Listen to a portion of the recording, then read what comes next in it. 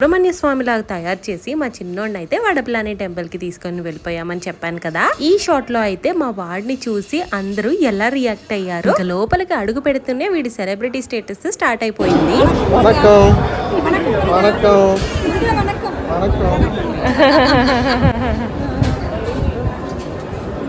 ఆ రోజు ఏదో చాలా మంచి రోజు అనుకుంటా. స్వామివారిని కూడా ఊరేగిస్తున్నారన్నమాట. ఇంకా దానికోసం అయితే చూడడానికి అందరూ వచ్చేసారు. దాన్ని చూసి వీడిని చూసి ఇంకా ఫొటోస్ తీసుకుంటున్నారనమాట. అసలు అన్నిటికంటే సెంటర్ ఆఫ్ అట్రాక్షన్ అయిపోయాడు.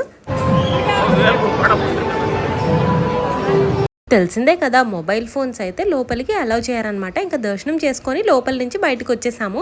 ఈ దండలు కూడా పంతులు గారే సాక్షాత్తు స్వామివారి దగ్గర నుంచి తీసుకొని వచ్చి వీడి మెడలో వేశారన్నమాట. ఇంకా సరే ఈ దండలతో కొంచెం మేము ఫొటోస్ దిగుదామని మేము యాక్చువల్ గా నించునేసరికి ఇంకా అందరూ వచ్చి మాకో ఫోటో అని మంచిగా సెల్ఫీస్ తీసుకున్నారనమాట వీడితోని. అసలు నాకైతే చాలా అంటే చాలా బాగా అనిపించింది అన్నమాట.